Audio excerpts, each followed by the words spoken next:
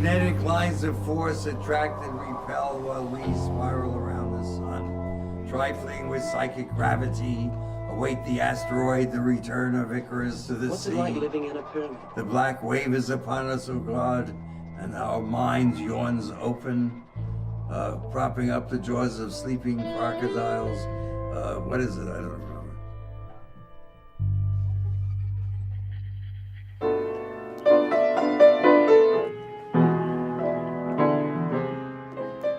The first time I got here, I got the keys, and they're like, "We've been waiting for you." And it was just like this weird. Who said that?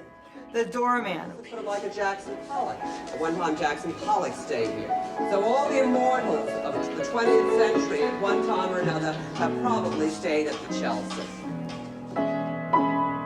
There was a temple in the south of India that was run by astrologers, and they cast your horoscope from the moment that you stepped over the threshold of that temple, because the idea was it took you that many lifetimes to arrive at that point, and from that point they charted your horoscope.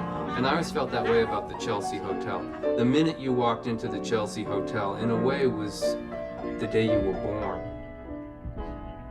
There's definitely the energy of this hotel is bigger than the people who were in it.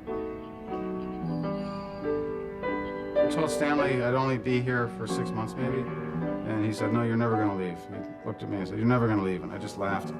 And it's been close to 6 years now. Goodbye. I still feel like it's temporary. I haven't really. Well, that's why you never leave, because you feel like you're gonna leave. If you had a place where you were stuck in there, you know. Maybe that's the thing. I don't feel stuck here. I'm the son of an Orthodox rabbi. My mother was a wife of a rabbi in an Orthodox community in Highland Park, New Jersey for many years. In 1967, she moved to New York City. When she divorced my father, she said she was tired of living next to the Garden of Eden. She wanted to live in it. It's been my permanent residence ever since.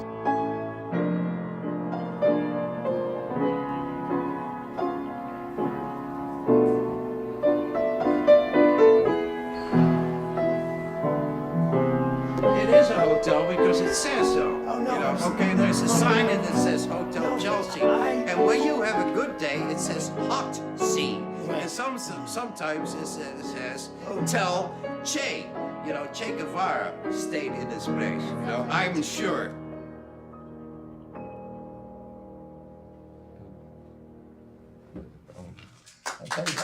Oh, thank you. I don't At play 13 much. years old. Yes. I didn't write pieces down those days. I was afraid to. I just would improvise pieces. And I'd only write pieces that the length of which I could remember. There's like two different camps. Absolutely. Yeah, the people who love it here. This is like heaven on earth. And the others.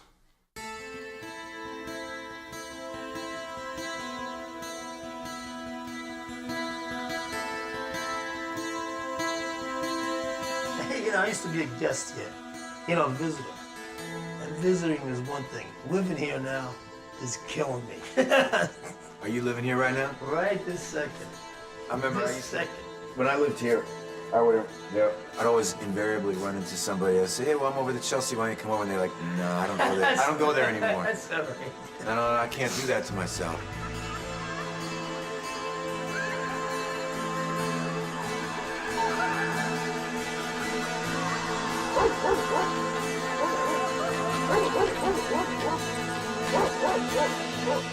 All I remember about that party is it was, you know, it was miserable. We were sitting here, there was a song on. And you know when you get so high, you've been up for so long, you forget how you lose all sense of time. And the song was going over and over and over, and it was all in my mind, or all in your mind is what it was called. And it was on memory, or whatever it's called, when it just keeps going over and over. So we were listening to it for like 4 days. And someone finally got together. You know, you get a thought in your head, but it can't reach your mouth because you forget what you're saying and you want the glass of water and all these things are going on. Someone finally got together enough to say, that is a really long song. And then we checked and it was on memory. For 4 days we were listening to it and I had no idea. And you were trying to say, can someone change that? Can someone change that song, please? It's driving me crazy. But we couldn't even, you know, things weren't connected.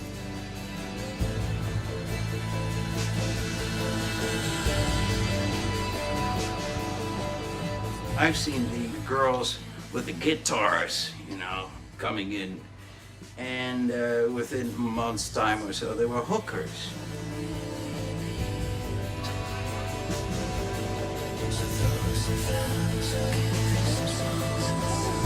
Oh, some people just come here to, who was it threw themselves out of the window? I heard a thud. Did you really? Who was that? A very famous person came here all the way to the Chelsea to jump out of the 6th floor window. Right on the 23rd Street. Right over there in the back. And I think somebody jumped over the, you know, these beautiful railings from the 6th floor also and fell down there at the bottom. I would just hear thuds and I never would look. Yeah, there have been a lot of people here who killed themselves. They came here to do it. Right. I don't know why they chose the Chelsea. I have no idea. Some guy was thrown down that light well where the stairs are. And for the longest time, some of those railings were bent to shit where he had hit going down. And how do you make out? And supposedly he lived, but they never tell you. I mean, and then this nice girl died of a cocaine overdose across the hall from me. This is all in the first month.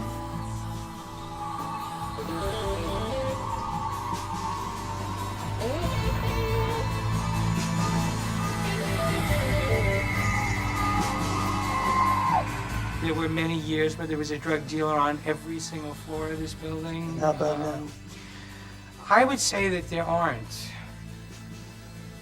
Hey, listen, you could hook up with anything and everything. You know, you get my drift. I mean, it was there. Frank, did I ask him this question? No. Did you know Frank in 921? No.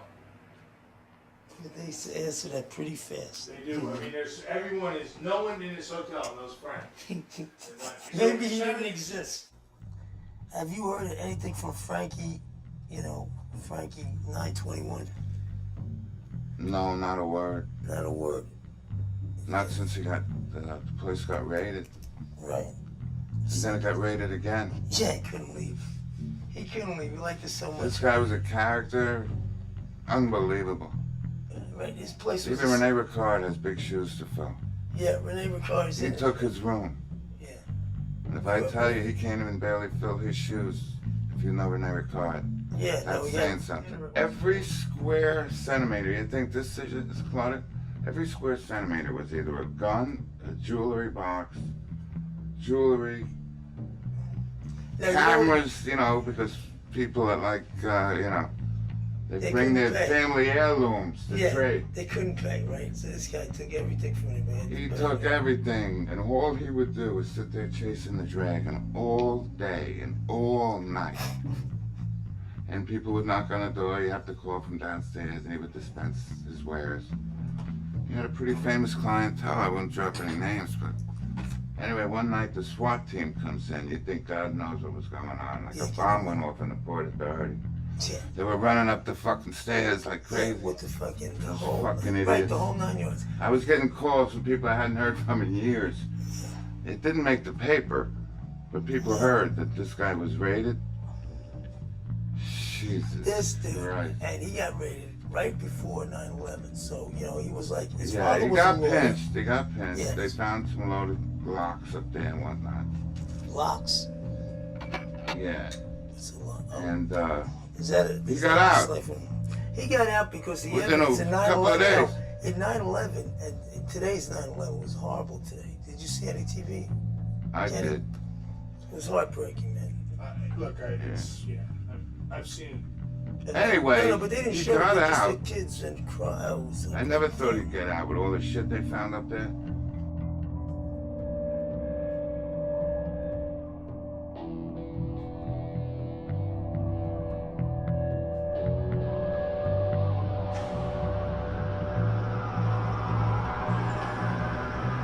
beyond belief.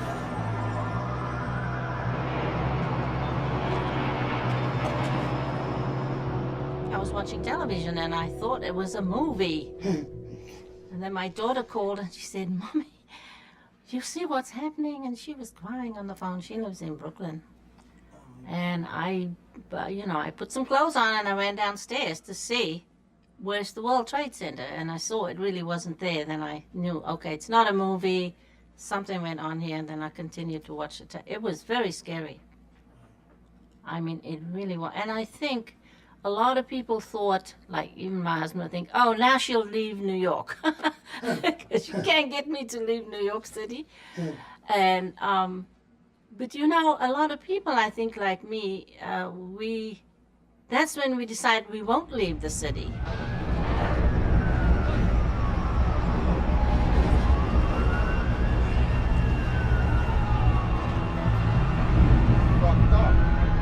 This figure, directly above Sheila, is a African fetish from the Bamana tribe. It is entirely constructed of human feces, over the top of which women menstruate in order to feed the object. Stuffed inside the bolis are the bones of small children in the tribe who have passed away. And they insert the bones through the anus of the fetish figure. The fellow who delivered it to me arrived back in my apartment after about a month and said he just wanted to check to make sure that I had menstruating women squatting over the top of the boli because it would otherwise turn against me.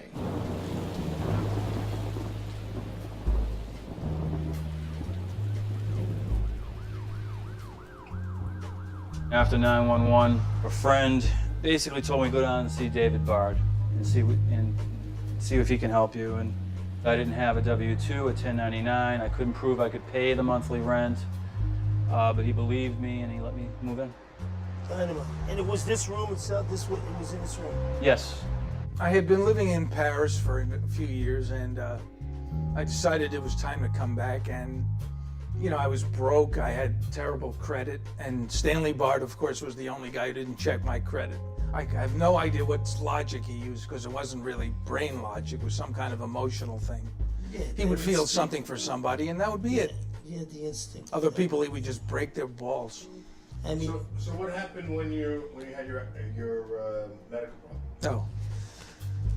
I had a brain hemorrhage at,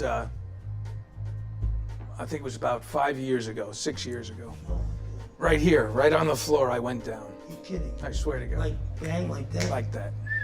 It wasn't, I mean, there was a little bit of preamble to it. I was working out, I was pumping iron. It was a very hot day. And suddenly I started sweating very bizarrely. I mean, just really pouring sweat to the point that you would say to yourself, this is not normal sweat. This is like a fucking rainstorm coming from my head, right? So I stopped and I sat on the edge of the bed and I thought, gee, something really weird's going on. And then I heard this very strange crackling sound inside my brain, which was the blood. And in essence, I was listening to the sound of my brain burning down, because it sounded like, crackling wood. And I heard this sound and I said, oh fuck, man, I must be having a stroke, I thought. But so at that point, I got up. God forbid I would have called 911, but it didn't even occur to me. All I wanted to know was if my face was straight. I was worried about my vanity. Holy shit. And I got up and I walked into the bathroom and I looked at myself in the mirror, which I now know I couldn't even see myself straight. But I looked at myself, I said, hey, I look okay. I'm gonna go back in bed, smoke some weed and relax. I got to here and I just collapsed. It was like an implosion. You ever seen those films of the buildings when they topple them? Yeah. Like that? That's what it felt like. It wasn't like this, boink. It was like, next thing I knew, I was on the ground. God. And I was there for 3 days. 3 days? 3 days.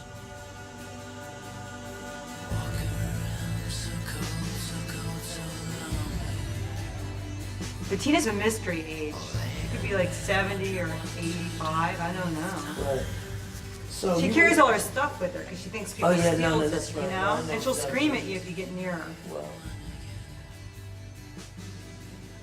She talks about string theory a lot and how like everything's connected and there's like a fifth dimension in the universe, and there's like so the energy that's connecting everything. I don't know. You'd have to talk to her more about it. But you're in agreement with that thing. I mean, Yeah, I believe in string theory about. Definitely. But she's kind of, funky. She's definitely an interesting Is she a person. painter?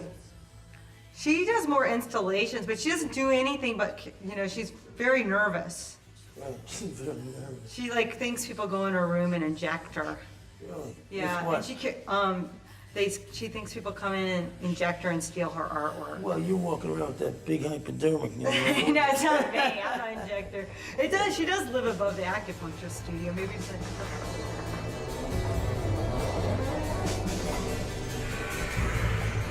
Nobody knew I was out. People were calling like crazy, but I couldn't get to the phone. I couldn't actually operate the phone because I was so disoriented. And then they finally found me. One of my girlfriends insisted that they open the door, and Timur found me. Holy shit! Yeah, I heard him knocking, and he said, "Dave, are you in there?" I said, "Timur, help me." And he finds me on the floor, and I'm like, "Timur, I was so fucking thirsty. I'm dying of thirst, literally. I'm so dehydrated. You can go days without eating, but you must drink." And I was dying of dehydration. It had been over 72 hours, and I'm dying. And he calls the EMS guys, and I hear on the phone, and he says, "Look, the guy wants a Coca-Cola." I had 6 Cokes in the fridge, and I was staring at the refrigerator, seeing those Cokes waving at me like this, with the frost coming off, and I'm dying of thirst. And Timur says smartly, thank God he asked them on the phone. He said, "The guy wants a drink. Can I give him something to drink?" They said, "Absolutely not, because you can't swallow after you've had a stroke." So if I had drank something, it would have aspirated right into my lungs. I would have drowned anyhow. Holy! Can you fucking imagine? All I want is a drink, and I can't even have one. Hey. Don't now start coughing. I need a Coke. Well, let's take a break. Can we take a Now break? you know why that's why I always keep Coca-Colas in the fridge. When this gentleman showed up, he came in and he said, "Jim, how the heck do you live here? How do you practice an internal art in a place where I'm feeling like I'm in hell?" So I looked at him and I said, "Jamie, the issue that you are experiencing is one where this hotel is situated on a vortex. It's a very powerful vortex. So depending on the energy composite of the individual,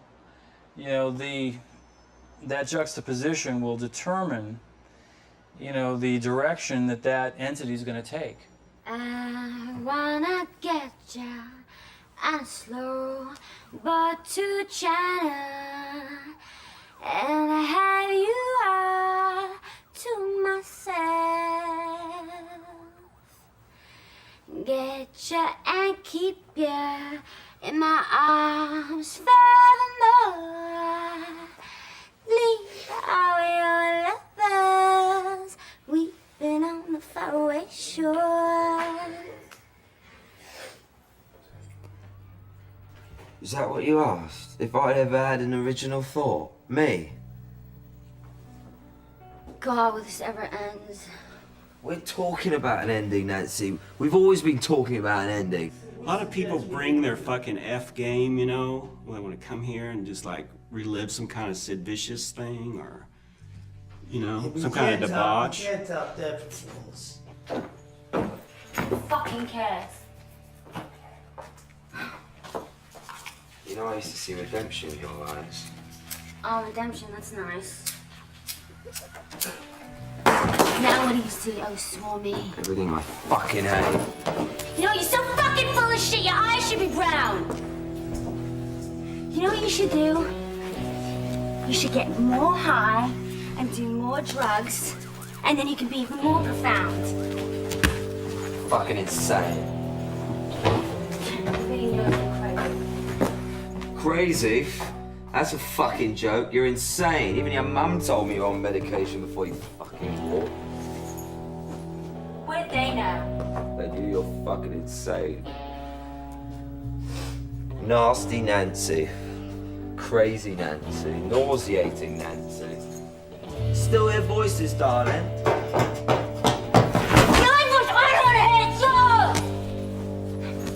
Sid Vicious first achieved public notoriety if you prefer, as a member of a group which behaved violently on stage and off. His private life seemed to mirror the worst of that behavior.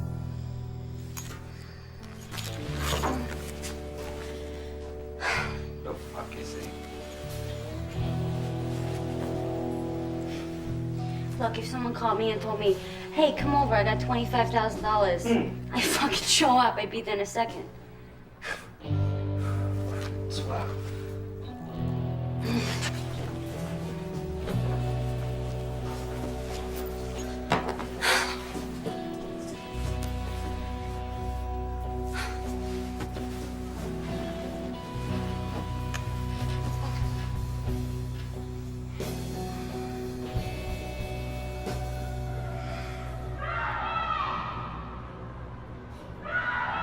So what happened that night at the Chelsea was this.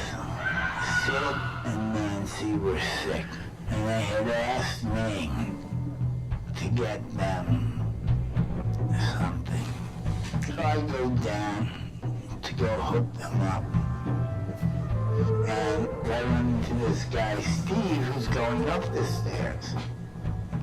And he goes, you know, I got a bunch of fucking 2-and-alls, and I'm gonna sell them to Sid and Nancy.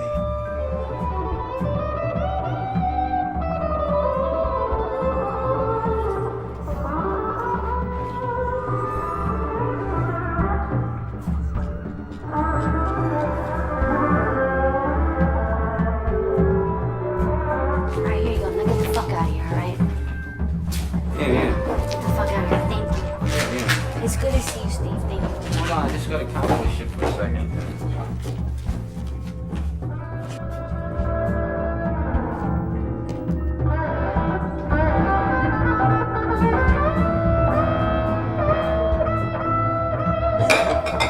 This tab right there. Oh, it's a little run.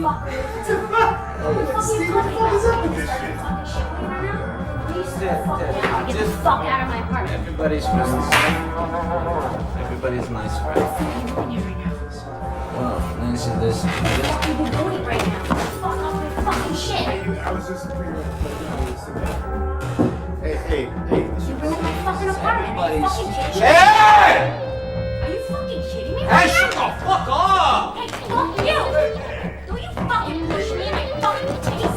You fucking kidding me? You just walk in here? You fucking kidding me right now? Oh, right. That's good, Steve.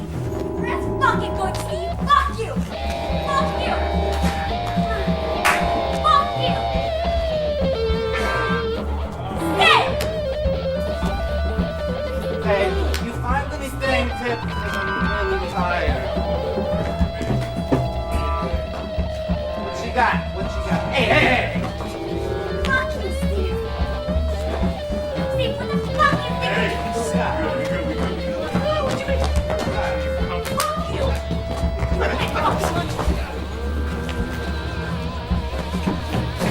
Fuck you, fucker.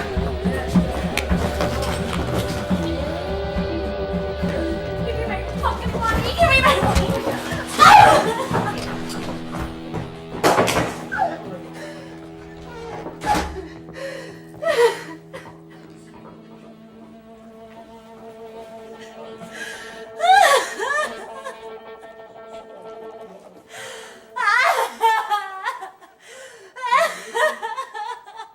When I'm coming back, I see Steve and a guy with a video camera coming down the stairs.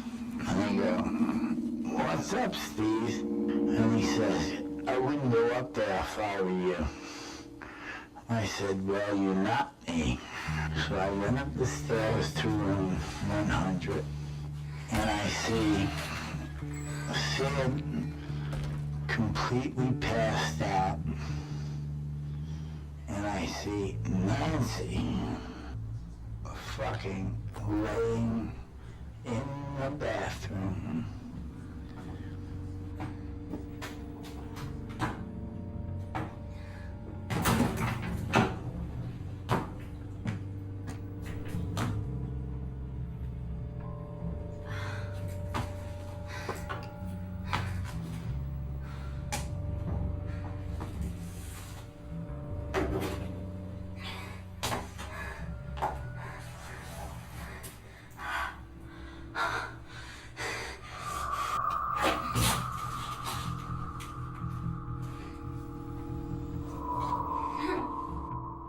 The woman who lived next door to Sid Vicious, I won't mention her name, but she heard Nancy moaning most all night, and she didn't know what it was. And that's the way it is in the Chelsea. You don't know if it's drugs or sex or what's going on. And she didn't know what to do, and consequently she didn't do anything. And then the next day she learned that for several hours she'd heard this girl moaning and she was dying, and in fact had died. And it really kind of destroyed this woman's life. She moved out of the hotel. Did you know him at all? No, I saw them in the lobby a lot, but I never. I was at a party with Sid Vicious once where he drank a quart of vodka and then shot up and then passed out, and we had to have a conversation of, well, what do we do? You know, do you call an ambulance? Do you do nothing? You couldn't revive him. What kind of party was it? It was after the Sex Pistols' last show in San Francisco. And this was in San Francisco? This was, I think, end of 77, maybe 78. And he drank the whole bottle of vodka. And then shot up. And took then a shot very up big and- shot of heroin, and then Right. passed out. And then, you know, we're all sitting around saying, well, what do we do now? And what was the final decision? We didn't do anything, and he came to a few hours later.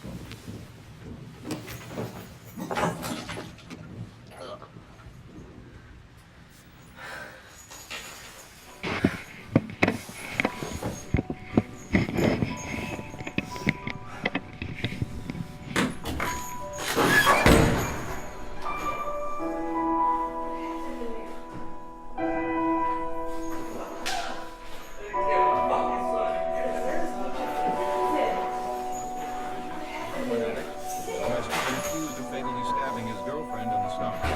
Friends speculated at the time it was part of a botched double suicide.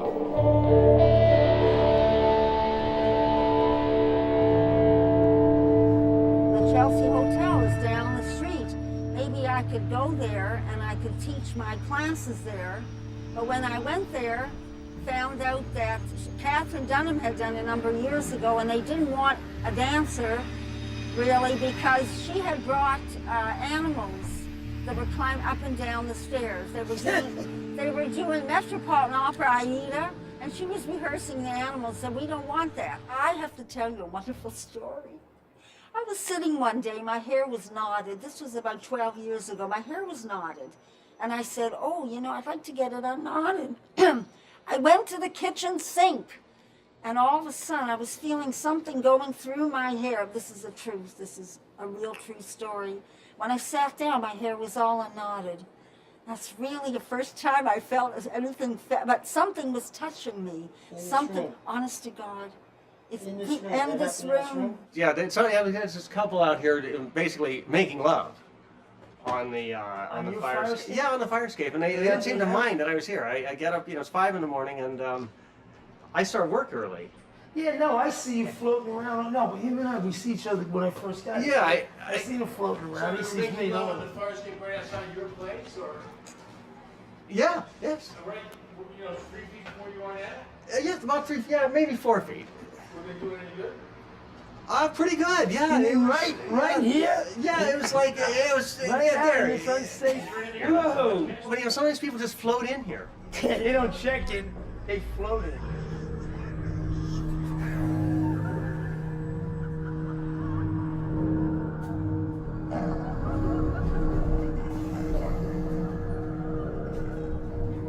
I love the ghosts here. Really? Yeah. And then what floors are they on? Don't tell me 9.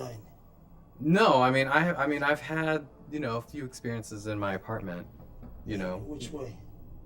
Well, I mean the first one I ever had was I was all alone, and you know the hotel's old, so the floors are kind of creaky, and I can always hear when somebody's walking. You can hear somebody walking across the studio to go into the bedroom. And one night I was like, God, that sounds like somebody walking through my studio. And I was like, can't be, you know, the doors are locked. And then I was like, oh my God, it's coming closer. And then I heard it creaking and coming right through my door. And I just, of course, like, you always think that you're gonna scream and turn the lights on or something like that, but I was like paralyzed, completely petrified, couldn't move. And then I felt the weight of somebody sitting on my bed. Oh, shit. And I was just like, oh God, please just be a good one.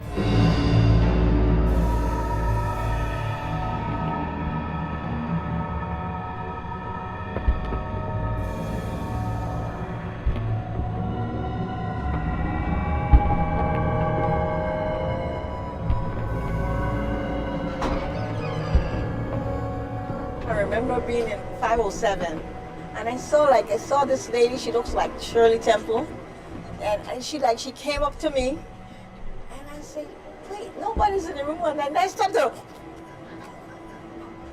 fight her, and she just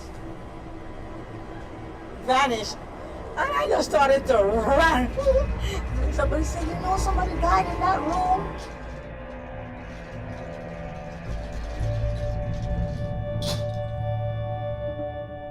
My father boarded with a group of people in 1940, and these were 2 of the people in the picture here with my father.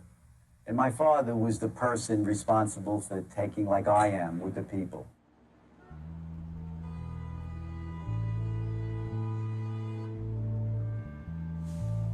They'd knock on the door and they'd call on the phone, but I'd leave it off the hook. I put it in the drawer. Right.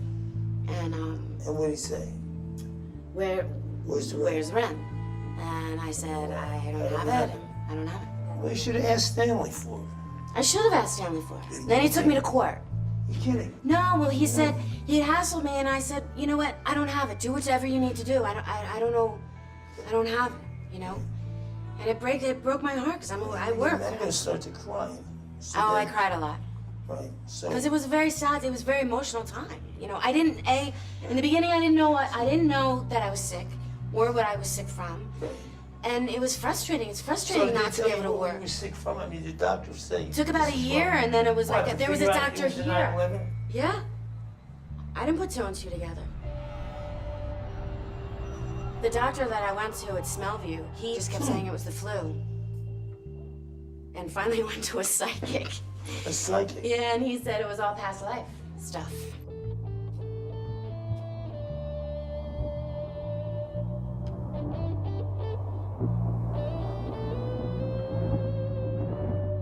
That's the old order. But now everything has changed, you know, which is a good reason why you're making a movie in the Chelsea at this timely moment. Is different from doing it when other people just wanted to grab some of the glamour of the Chelsea, you know, and whatever, and get. So then it's a little bit like. Is there a Larry Rivers painting here? Yes. Yeah, in the lobby. But I'm saying, sitting here, actually for me, since I've been here, feels a little like being in Dusseldorf after the big bombing or something, you know? I mean, something is obviously happening here. I mean, it's still not gone yet, but it feels like it's already over. Why? Well, because what's happening with the sale of the hotel and what all the changes are, and what everyone who's been living here is fearing and worrying about, of getting kicked out and the rent's going up. And then pretty soon, only Tom Cruise can afford to go.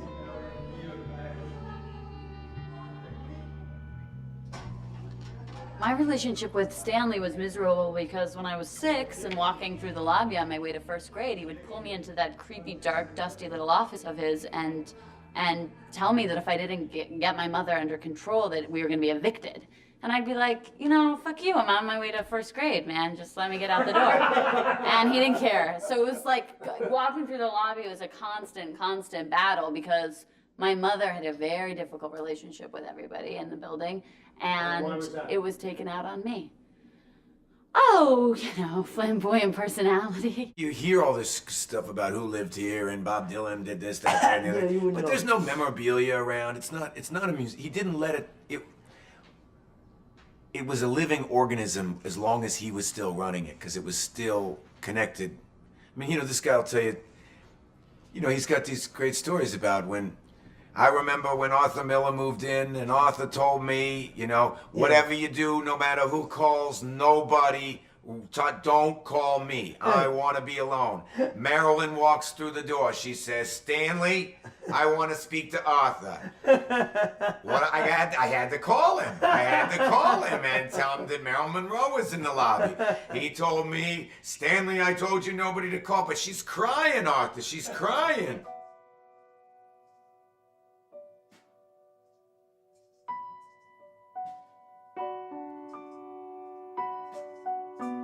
I think that's my biggest problem. Even though I've been associated with this building, the Chelsea Hotel, for over 30 years, I still cannot become flexible enough in my temperament not to let certain things bother me, not to become so involved with the person himself that I am, you know, affected, where sometimes I don't sleep at nights. And I know how agonizing a career that these people have and how much it means to them when when someone is writing a movie or a book is being published, and that review, after years of work and effort on that person's part, he's putting everything, his total efforts on the block in a short time, and either he's accepted or rejected. And the anxieties that this person has, and the frustrations and the depressions that he goes through, is something that the average layman can't possibly understand. And I myself didn't when I first came here, but I do very much now.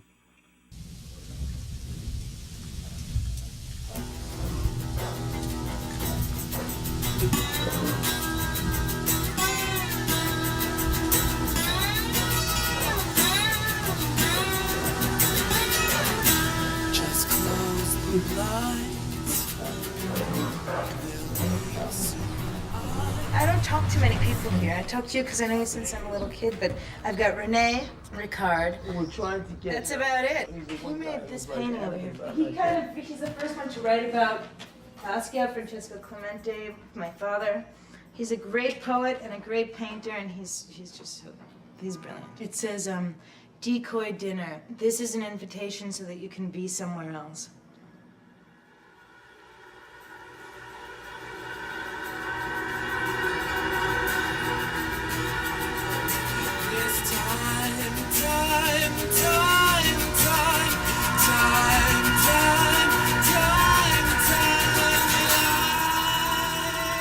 One of the guys from downstairs who work at the front desk woke me up at noon. I'm a night hawk. So he said, Hawk, you're not gonna like this. And then he took me out to the staircase, and this one was slashed and another painting was slashed. And he basically ran down the stairs to, he flipped out basically. He lived on the 5th floor, ran down the stairs, slashed as many paintings as he wanted to slash. He poured out some alcohol on the staircase and started yelling, I'm gonna burn down this fucking hotel. And then he ran back up to his room. And of course the police was approaching, and Stanley and I was waiting outside to see what's gonna happen. And after a while the cops said, well, back off, we're gonna use the crowbar, and open his door. And the next moment I saw him in a straitjacket and a wheelchair, and they took him over to the Bellevue Hospital. I actually wanted to go and visit him, but because I flipped out a lot of times, I wasn't upset. We all have our scars, and he gave my paintings a couple of scars.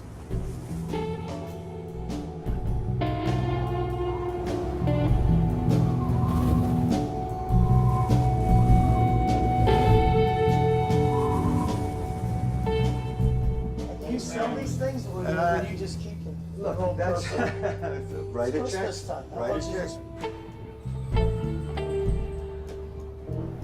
2 or 3 days later, he was back, and one night, me and my wife heard the sound of glass outside of our door, and then we opened it, and it was like 3 beautiful, huge vases, and a small note saying that, "I'm very sorry what I did. I love your paintings." Then he gave us a brand new computer. So I mean, he was very nice guy, but it's easy to flip out here sometimes.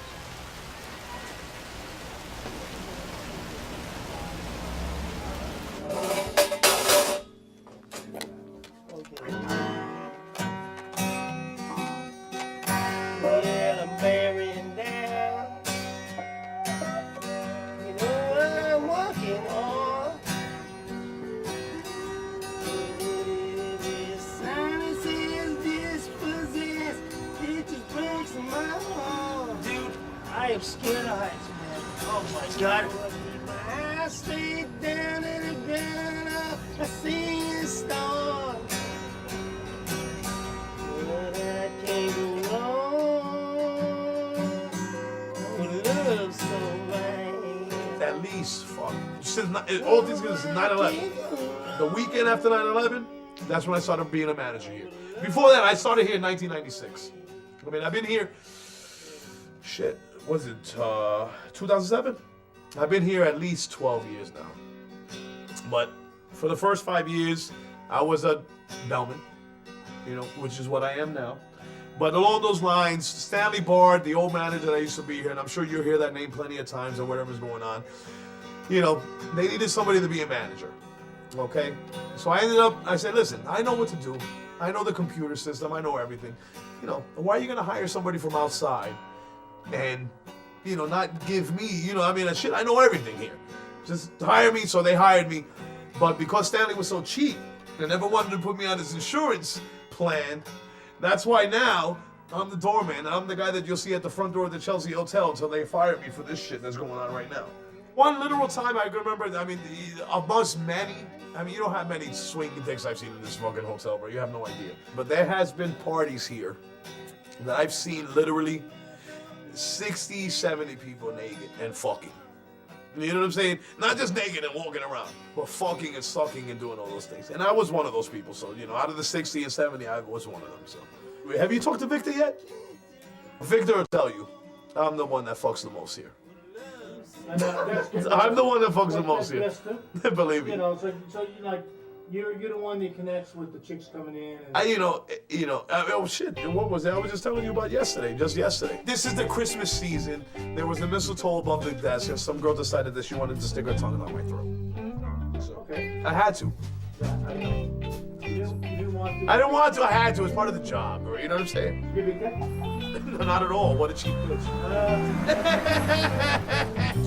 They used to have security on the door, and then once they found out what I did for them, it went. Because they're always out there talking to the girls while these guys are slipping in, bothering the women or trying to hurt somebody. So I just came down here and brought a couple of my guys down here to clean the garbage off the streets. That was a long time ago. It isn't like that anymore. They used to come up from the river. I don't know where they came from, but they went back. The Apollo, I worked the Apollo in long hair and high heels, and then when I came back with my hair cut off at the Jewel Box Review, when Honey Cole finally figured out after 3 days, he didn't know it until I sang, and they said, "That's you." I said, "I hope so." He said, "Well, what?"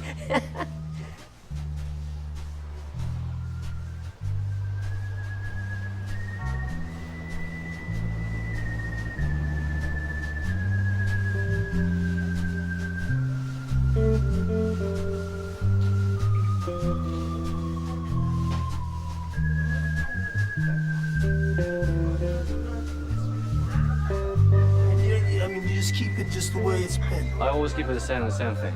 I don't want to change anything. Yeah, why change? And the owner didn't want to change either. They want to keep it all the same place. And what part of Spain is it? Galicia. Nancy, Sid fell asleep in the soup. And she said, "Oh, don't worry, you know, he does that all the time." So, this is phenomenal. Price a little high. No, they're not high. We just don't make enough money. But here's the secret passage. Let me show you. Senor, take it easy. Gracias. So this is the way boys got back to the point, okay? Without moving back, without passing by the desk. You go that way. That way's the Sid room.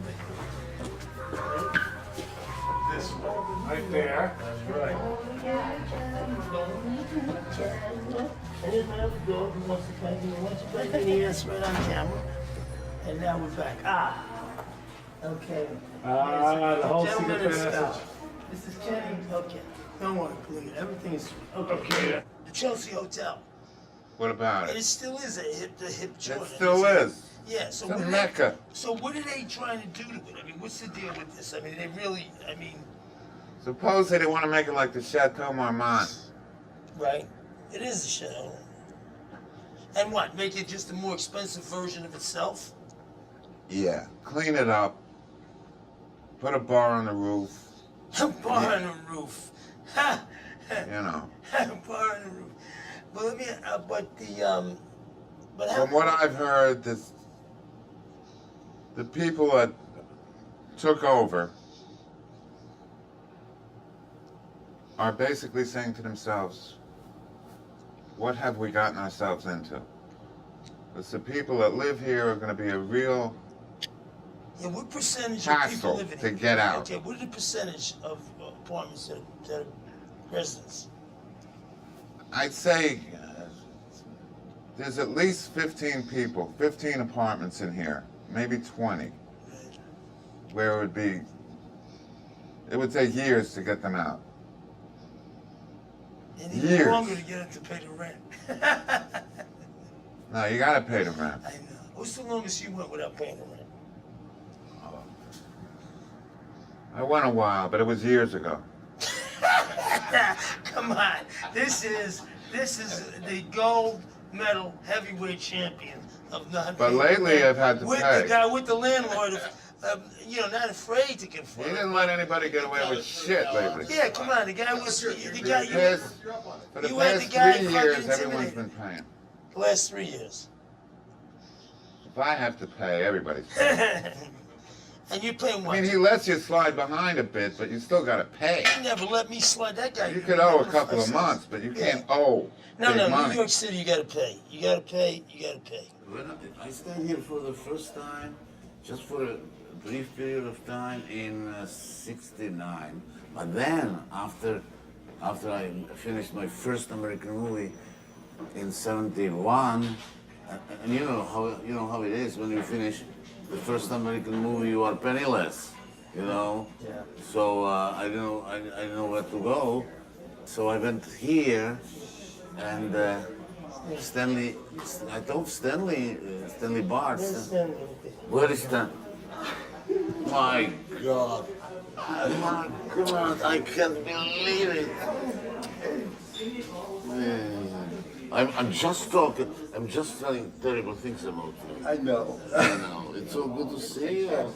I hear they don't let you in anymore. I have trouble getting into my own hotel. You're a troublemaker, huh?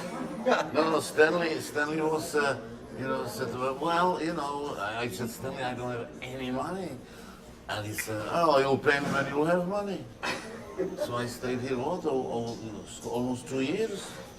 But I paid you back. You did. You see? Good people you could trust. Oh my God, how are you? Okay, but Michael, you grew.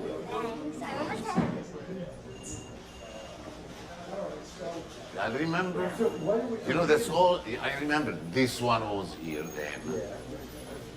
That one was here then, that one on the right side. But all the rest is new. Also, yeah. People This is beautiful. It's homage to Chagall, right? Well, he lives here.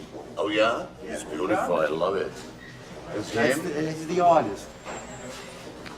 Robin Landon, lovely person, good artist. Do you own this painting? No, he owns it. He owns it. How much it is? How much it is? No. Why? This coat is your famous coat or what? No, you know, at the Chelsea Hotel, you didn't let the coats lying around. No, he'll hold it for you, Milos. Let me hear it. Let's sit down. My senior show at school. Hey, you know this girl? No, of course I know. Yeah, no, I know you do. This is Milos Forman. This is Lois Snow. This is Julian's daughter. Oh, you are Julian's daughter? Yes. Tell She's a great Julian, girl. She's I unfortunately very really talented. admire and love his movie. As a matter of fact, I wanted to call him, but nobody could get me his number. I can write it for you now. Write it for me now. Will you tell him that? Are you on speaking terms with him? Okay. All right. On Tuesday. Well, I will not be Abel, I'm upset because people like this, they don't want here anymore. And these same people that are opposed to the people coming in here, their fathers and grandfathers, it's a grandfather and a father, would be turning in their grave because they loved people like this. And it was my father and them that wanted this hotel for these same people, and their children and grandchildren now are opposed to what their own fathers wanted. They were not corporate. They were sincere, lovely people. The real art scene here is the painters. I mean, there's some great painters that you put together here, and some incredible paintings on these walls. I always felt that art was very important for the Chelsea Hotel. Well, they paid rent with their paintings. No, the rent was not. The artist. And what were you? I couldn't. Well, Milos, how can we pay you? Milos, you No, yeah, because I can't pay rent with giving him, a reel of celluloid, Yeah, no, it's the artist. It's the artist that always came here. The painters that came here because of the feeling that the management understood them, appreciated them, and would help them in every way possible. Remember when there was this fire here? So it was in the middle of the night. With Edie Sedgwick? No, Was that the one? No, it was.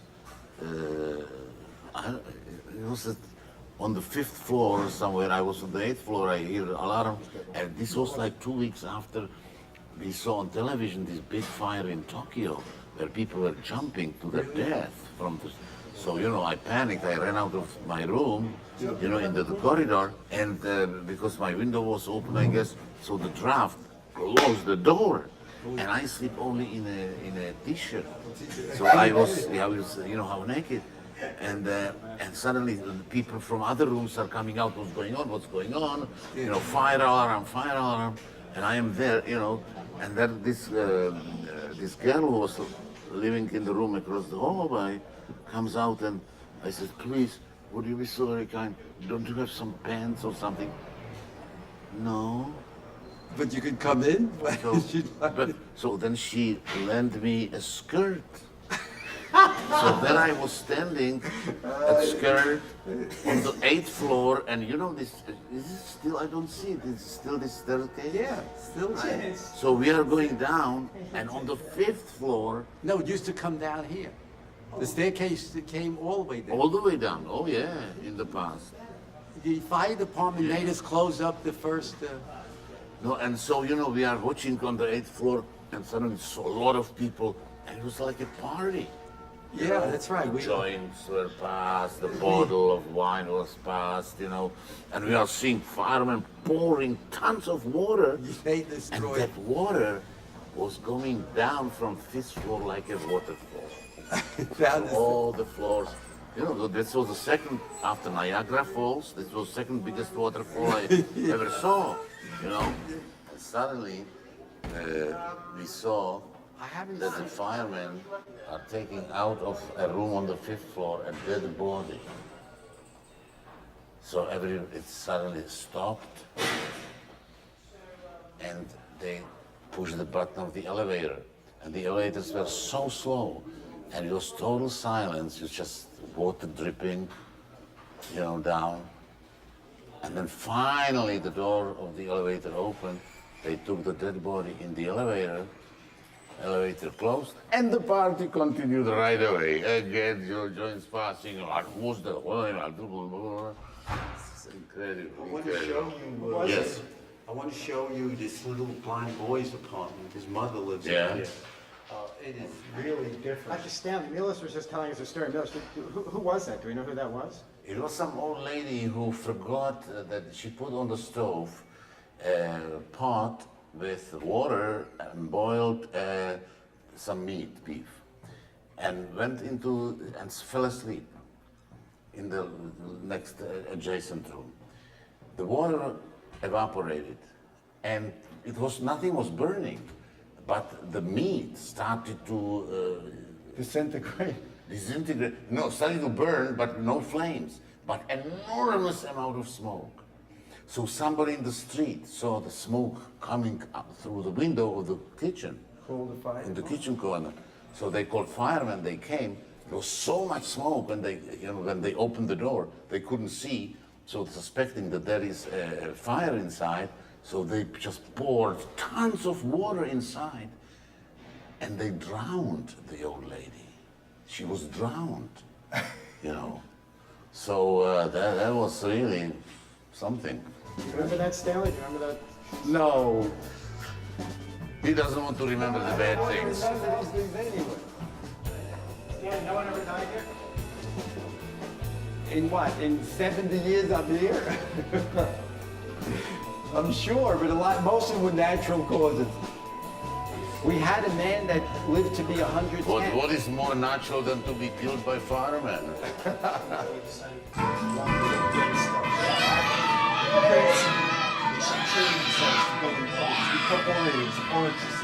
Strong and sweet shall their tongues be.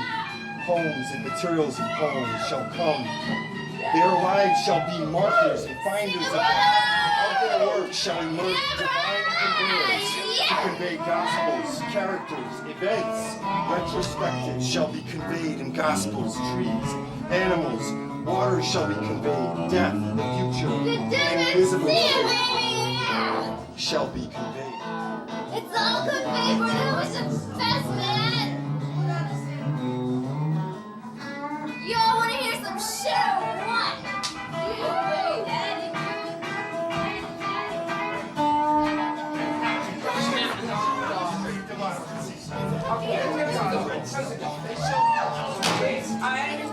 I've been on the double shift today, and I have to wake up early tomorrow. Please, please, please. How long is going to go on?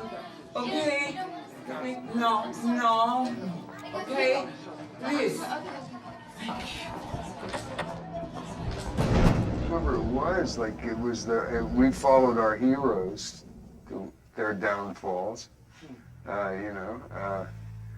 immediately going to their breeding and death places where they've died of God knows what kind of disease and drugs.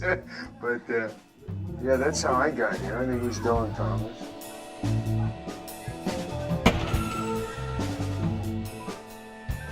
I want to go to the 8th floor. Can we go to the 8th floor? That's where I live.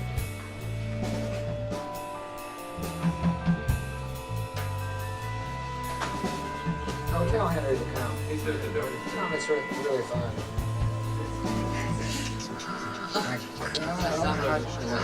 Oh, more. On this side. It's right here. Here, go on. Oh, my God. There we are. Thanks a lot. You're so lucky. Oh, great. Harry Smith used to tear money up, and he'd pick his mail up once a month down at the front desk, and in one movement he'd take it out of the box and put it in the trash. And there'd be checks in there. There'd be all kinds of things. There'd be rent statements. He didn't care. These people were completely unencumbered by the kinds of things that everybody else spends time worrying about. And because there was somebody like, not like Stanley Bard, but because Stanley Bard was here, they got to do that. They got to live that way. And when I saw these people, I thought, this is what I've always read about. This is the classic poet maudit. This is like Baudelaire or Poe or Gerard de Nerval right there in front of me. And And I spent as much time with them as I could because I knew when they were gone there wasn't going to be anything like that anymore. When Harry moved out, he just left. And I remember Stanley called me down to the office, and Stanley was in tears. He was shaking, he was in tears, and he said, Harry's left. What can we do to get him back? Now, the fact that Harry left owing $30,000 in rent didn't matter. All Stanley wanted was for Harry to come back to the hotel. See, that wasn't the tearjerker, the 30K.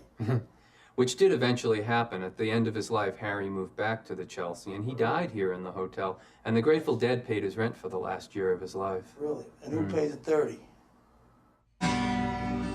Should have been on the river St. G, 1910.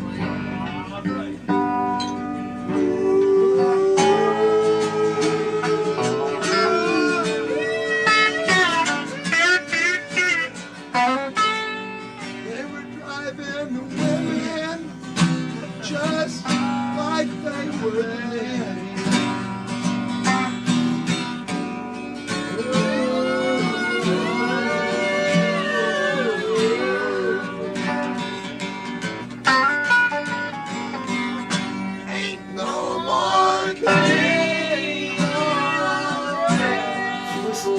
She was deeply insecure, she had pockmarks on her face, she was a great singer, she was a bad alcoholic, and fame completely crushed her and killed her. That's the end of that. Alright, so don't get too close to that persona. Really? Yeah. She couldn't handle it at all. It's just Hey, how could you not handle fame? That's what makes me laugh. Try and handle non-fame. Well, fame when you're really young is really a hard thing. Killed a lot of people. Yeah. Killed Jim Morrison, killed Jimi Hendrix. Yeah, our generation, the 60s, you know. Fortunately, I never got that famous. As you know, most people don't look at anything that close. No. You know, they just don't look that close. Most people, they look for some obvious thing, and that's what they see. Yeah. Oh, it's Robert Crumb. Yeah, that's right. Oh, there's our Crumb. Keep on trucking. Yeah, keep on fucking trucking. Ain't no more pain. It's all been to molasses.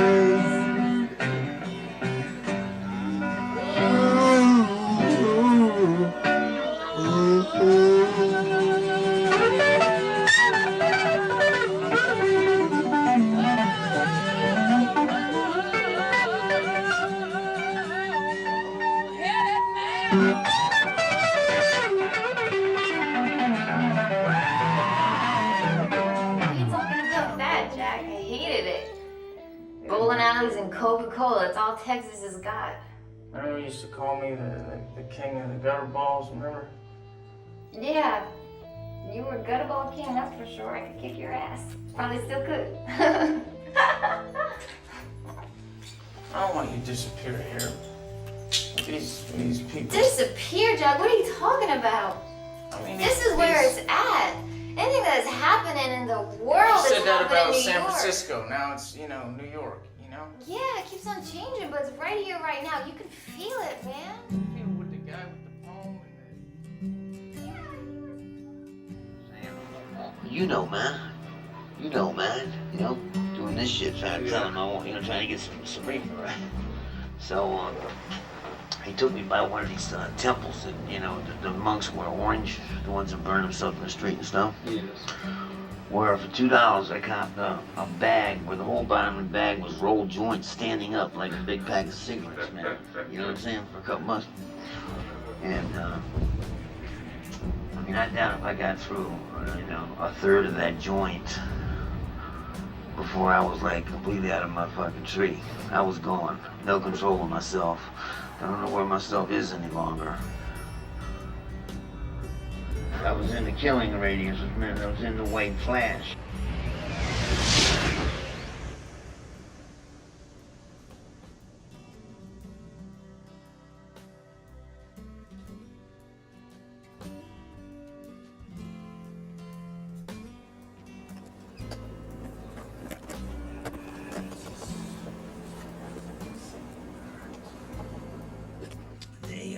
For the first time, we did this thing for all the soldiers got together to clean their death karma. Group 1 we would call the pinball machine, where like guys in planes who fly over and drop bombs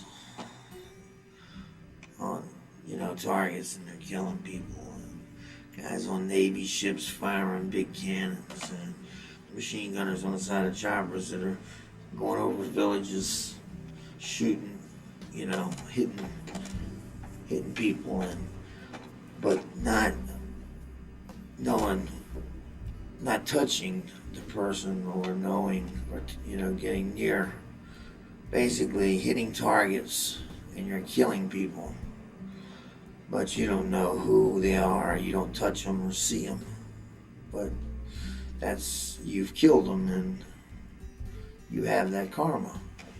Karma 2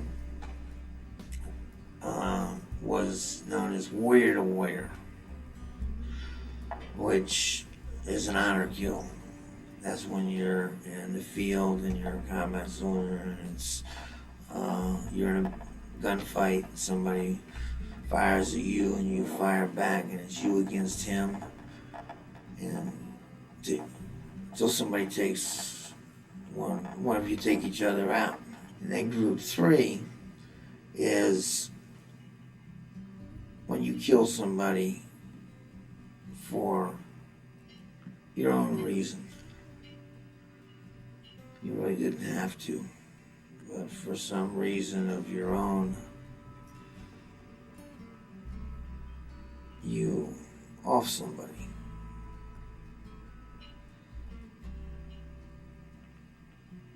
Which is a personal karma.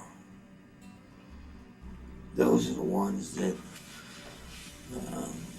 are common because, you know, you're young, you're in a war, and it's easy to, once you get to killing, to not know where to draw the line, and or to lose the line, and then later on, you don't realize what you've done. You didn't have to. That's your personal karma. Group 3 is where all of a sudden I realized whatever had me locked up and I was hiding, that's where it was. That's where I was knocking on that door. And I finally opened the door, went back into the eyes of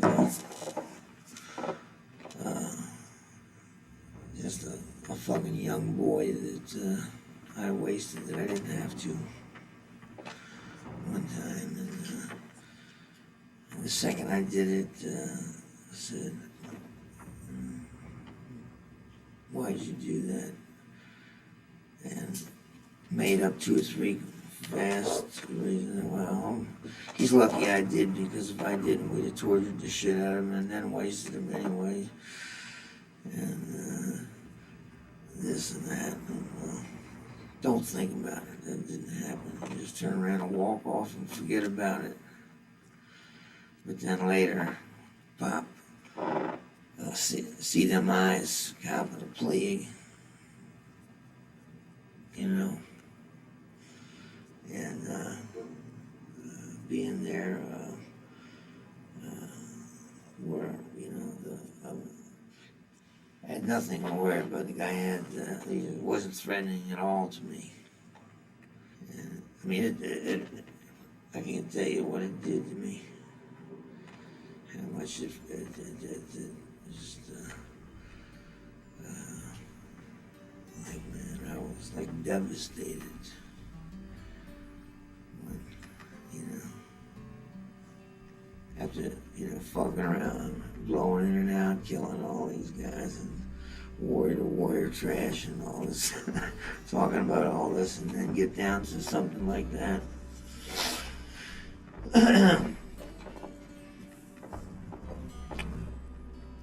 So, let's take a break after that one.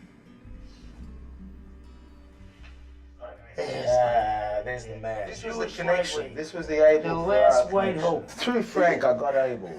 Who's higher than who? But he's the dealer. This is Diddy Ramone.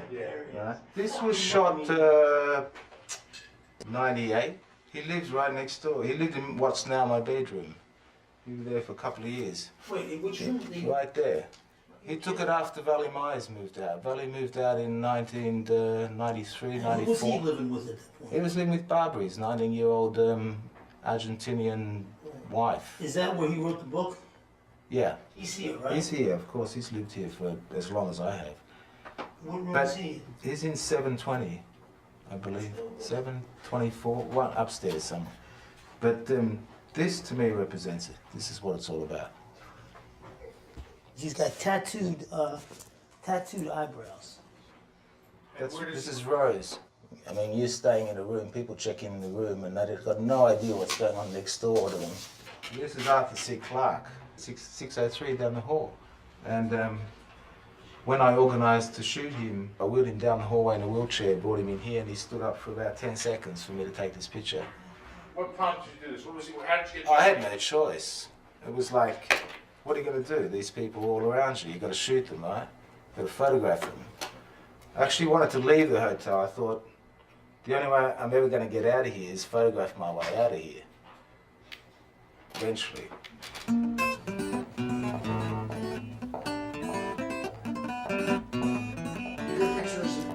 Right, the big horse town. Yeah. It's got a great spot. You know, I'm like Wayne Newton down there. Plays 24/7, you know? Well, let me ask you about that painting. I mean, is it his or yours? Is that Stanley's It's his. I gave it to him. as a gift? Well, I was supposed to get a good deal. I was supposed to get like preferred rates or something. And then when I moved to the next apartment, the pretty blonde that he put in my room, he gave a better deal to. Yeah, right. I don't see her painting on there.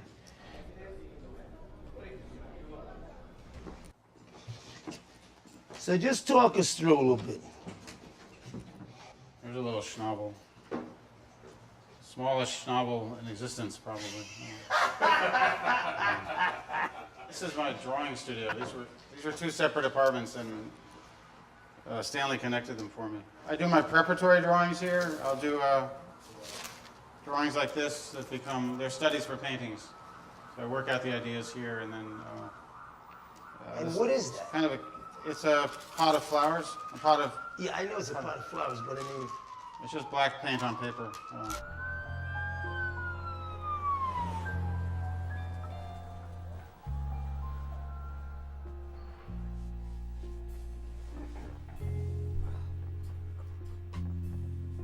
Oh my God.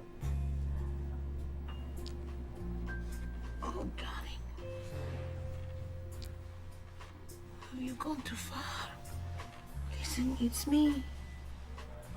It's me. Baby. Baby. You can't keep this up. You know? You're gonna end up in the dark. Time is. This is your time.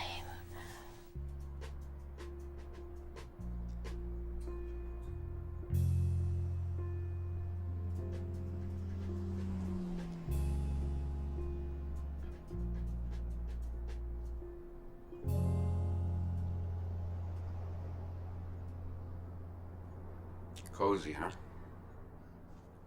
Who was the one trying to throw you out when you first got here? This guy called the cops because one of the cats on the second floor was smoking reefer.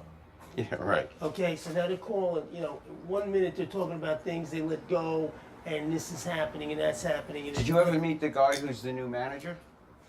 That's the guy. The corporate manager? The guy who tried That's to it. throw you That out? kid is it. And he goes around, walking around, being a head skillman. He wanted to flip out because him and I had major battles because I was cursing in the lobby. And now when I told the blonde to shut the fuck up. Now, that's it. I'm wrapping this. Yeah, Where did he go? Yeah, no, I'm saying, Hey, guys, come on. Yeah, what's this thing with the wall? We get it. No, don't. Having a management company that knows nothing about the feeling for a hotel like this. I'm not saying they're not shrewd business people, but they have no clue to the understanding of running a hotel of this magnitude, catering to artists and helping the artists. The management company is not interested in the artists if they could get more revenue from Robert's Room. And now 805 well, they're not renting monthly It's anymore. a night. It's like No, they don't want. What are the rates now? Like Anywhere from 225 up to 900. You could get no internet, no gym. We have rooms in apartments as nice as the Plaza. They're not owners of it. No, they just run. They have nothing to do with ownership. So who can fire them? Only the board of directors. Are you on the board? My son is, but he has trouble convincing two people that their fathers were my friends. And these people just stick together and they're interested in capturing the last dollar. I made a mistake. I never thought that it would become involved because the people, both those people wanted me to buy them out and not have their children involved. And I always told them, no, let your children enjoy the beauty of this place. And I made a terrible blunder. You don't learn this from school books. The most striking thing that happened was the day that these guys were told that they had to gather up their stuff and leave. They came in. Now David we're tight. Looked in his eyes and there's water in his eyes. He's trying to hold back. He's trying to be strong about it. But you can tell he's going to lose it. I mean, think about it. You do what you do. You're a great director.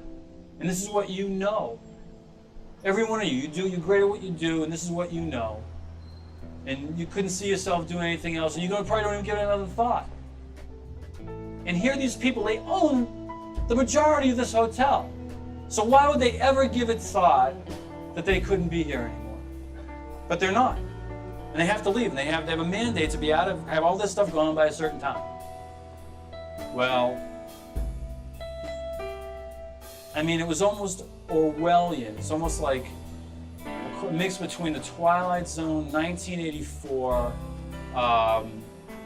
It Can't Happen Here, 1935, by our friend, the writer. His name is escaping me right now. But the point is that things that you never could think would happen are happening.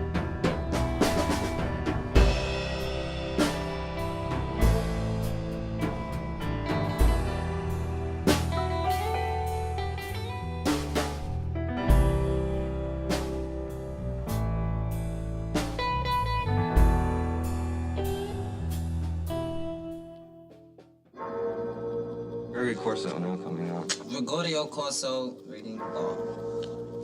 Budger of history, break of time, U-bomb, toy of universe, grandest of all snatched sky, I cannot hate you. Do I hate the mischievous thunderbolt, the jawbone of an ass, the bumpy club of one... This is my home for how many years now? 30? Yeah, it's my home. And do you have a lease or anything like that? No. And I'm not the only one. In the beginning, we had that from Stanley. Right. And then when that would expire after 1 or 2 years, he'd go to Stanley, say, oh, no, you don't need a lease, your family. That's all he would say. And then you never got a lease. But it would be nice to have that lease now, wouldn't it? Now that somebody else is taking over. I think this is a mark against you if you don't have it, and Stanley's no longer here. You just have to be disciplined. Yeah. Mind control. And just, deal with the situation you can't change. But yeah, that's the story about this hotel. Is really insane, man. The way, the energy changes just with one human being. The whole thing made a 360. It was the talk of the town, still is. But to stay is like a lot of people now regretting, like, oh no, I'm not going. I heard this, I heard that. It's a shame. It's like, Jesus Christ. One dude You know, it's still, it shows you how the law is to change. There is change, and that's the law. You know, when I started painting this building, I told people, I can paint this building. I paint this building forever. I can paint it forever. And now I'm going to be put to task, you know, by it because I keep on getting commissioned to paint it. You're kidding? Oh yeah. Over and over? Every time that I'm out here painting, I get another commission to paint it. So I'm going to be Paint painting the this. same building? Yeah. This is where we live. This is where we work. All of these things are represented in these blocks of steel and windows. This used to be the hotel's restaurant, and This was the hotel restaurant? Yeah, Sam Clemens and Nikola Tesla used to eat lunch here. How long is this going to go on? How many days? A few months, centuries. I was in Paris making a movie, and my marriage was completely falling apart, and I knew I didn't have a place to live when I finished the movie, right? And so I knew I was coming home, so I called Stanley up. Yeah, I read the post. I thought you might be calling me. He's like, boy, you screwed up that marriage. And I said, well, I know, thanks, but do you think you have a room? And, you know, I needed one with like 2 rooms because I've got my kids, and here's what I'm gonna do. I'm gonna give you a room for free for a month so you can get your marriage back together. You know, you go get her back. Just don't even worry about it. I'm like, all right, Stanley, that's really sweet and everything, but here's the thing is I don't think it's probably going to be more than a month. So what are you going to charge me? No charge. No charge. You just save your marriage. Okay, but what if I don't save my marriage? Yeah. What I don't want to do, Stanley, is move all my shit in here and then have you charge me $10 million a day. Because I'm a movie star. Yeah, he goes, wow, I'm nice to you, you're aggressive with me. I mean, I don't know. I don't know. I mean, that's kind of vintage Stanley. Yeah. And of course, I moved in with no bill, and then he charged me an arm and a leg. I'll play you a song I wrote here. I would love to hear it. Let's see if this I don't know if that nigga's in tune, but. Oh, well. Go for it. I'll get adjusted in post. Let's see, it might sound good out of tune. Yeah, I get a feeling.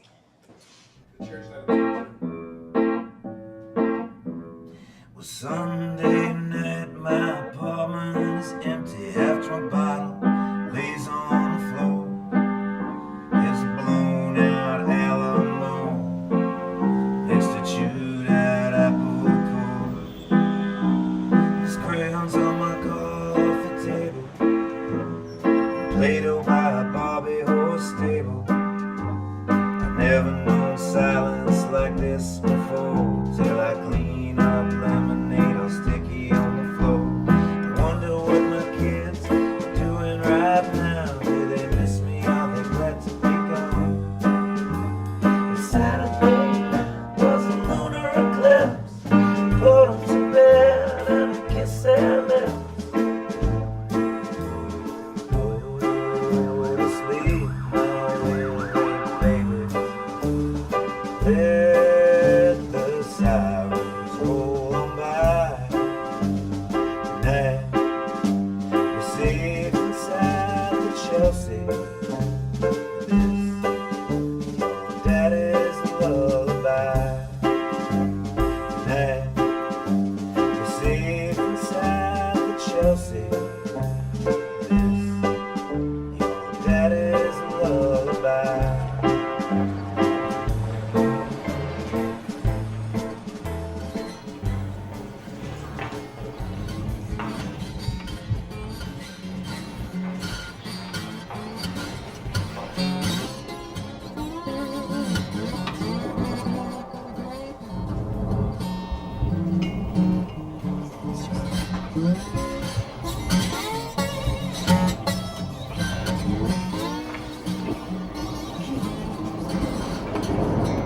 Where'd you go?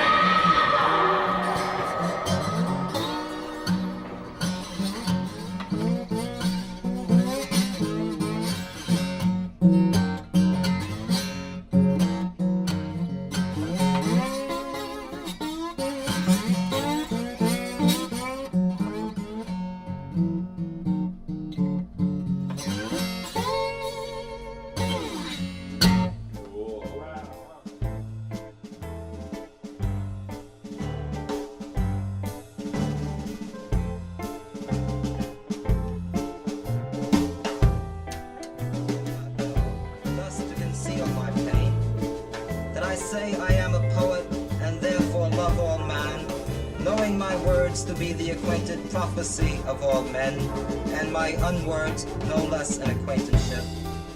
That I am manifold, a man pursuing the big lies of gold, or a poet roaming in bright ashes, or that which I imagine myself to be, a sharp-toothed sleep, a man-eater of dreams. Then I need not be all smart about bombs. Happily so, for if I felt bombs were caterpillars, I doubt not they become butterflies. There is a hell for bombs, they're there, I see them there. They sit in bits and sing songs, mostly German songs, and 2 very long American songs.